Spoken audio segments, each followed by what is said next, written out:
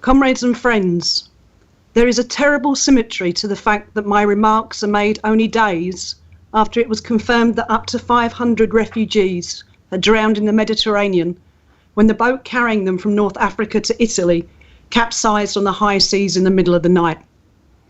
Last year's May Day event was held shortly after the world learned with horror that 800 migrants, packed onto a small fishing vessel, had drowned attempting a similar route when their boat sank just off the Italian island of Lampedusa.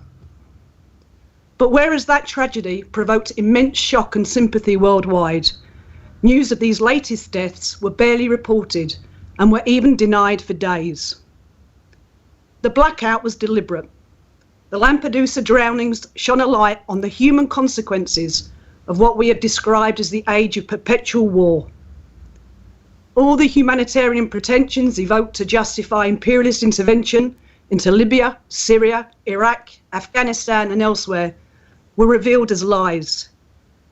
Far from protecting the populations of these countries, as was claimed, they have become collateral damage in the ongoing and escalating efforts of the imperialist powers to redivide the world and its resources between them.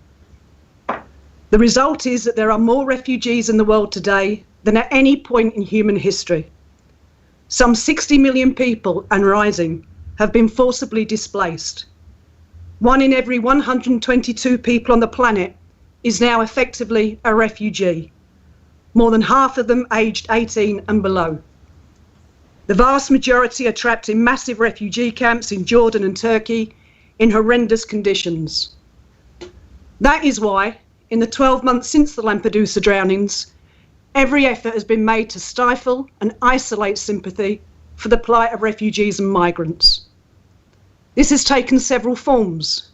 The ruling elite and their apologists in the media have manufactured incidents, such as the supposed Cologne sex attacks on New Year's Eve, in order to encourage the most right-wing and fascistic elements.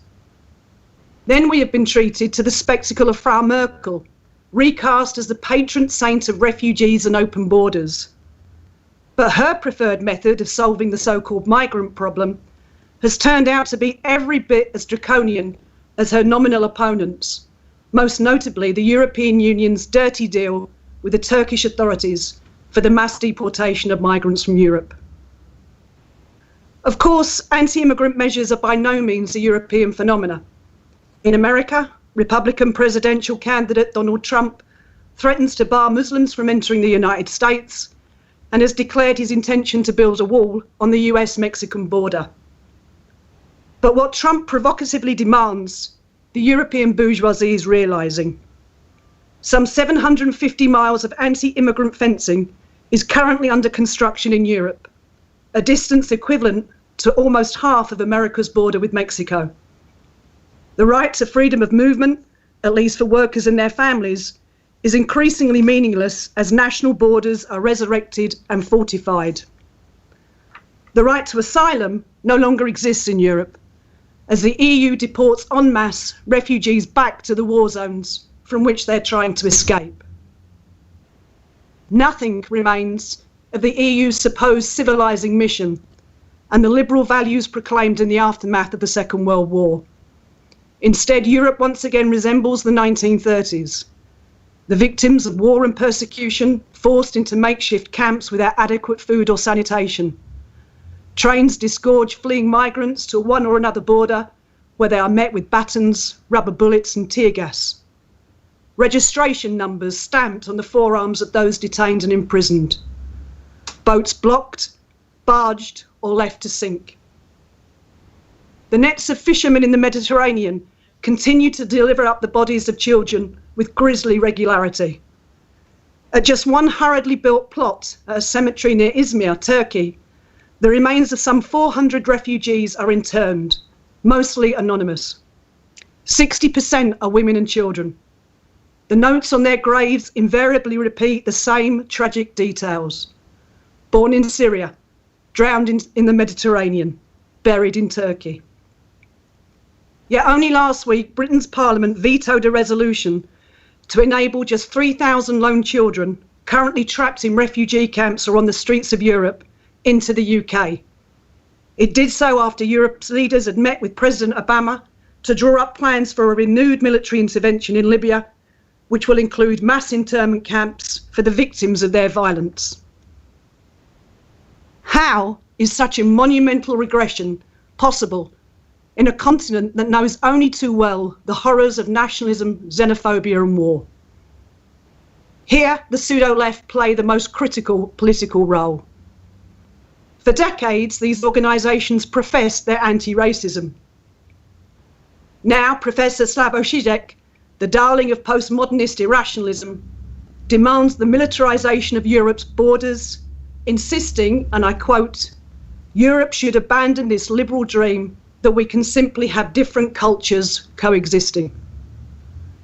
Žižek is only one example of what the World Socialist website has described as the open transformation of pseudo-left ideologues into open right-wingers. This putrid political layer, which represents the interests of more affluent sections of the middle class, is directed ever more openly against the working class.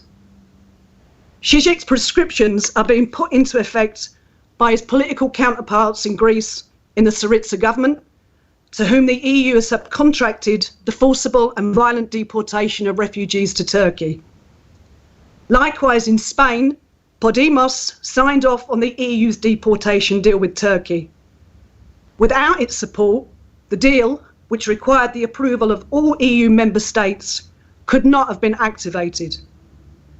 And so the mass deportations now underway, which have been condemned by human rights organisations as a violation of international law, are the direct responsibility, politically and practically, of the pseudo-left coalitions in Greece and Spain. In Germany, in Thuringia, Left Party State Premier Bodo Ramelow is directing the deportations of refugees mainly from the Balkans. Some 460 people have been deported so far this year, many subject to raids in the middle of the night. And in the UK, a consensus is rapidly emerging between Corbyn's Labour Party and its pseudo-left backers that freedom of movement must be curtailed. These organisations are fully complicit in the crimes against humanity now taking place in Europe. The fate of migrants and refugees is an appalling manifestation of the barbarism and irrationality of the capitalist profit system. Their defence is the fundamental touchstone of the socialist movement. It can be carried out only through the development of revolutionary opposition to imperialist war and militarism based on the working class. This is the task to which the Fourth International is dedicated this May Day, and I appeal to you to join in this vital struggle.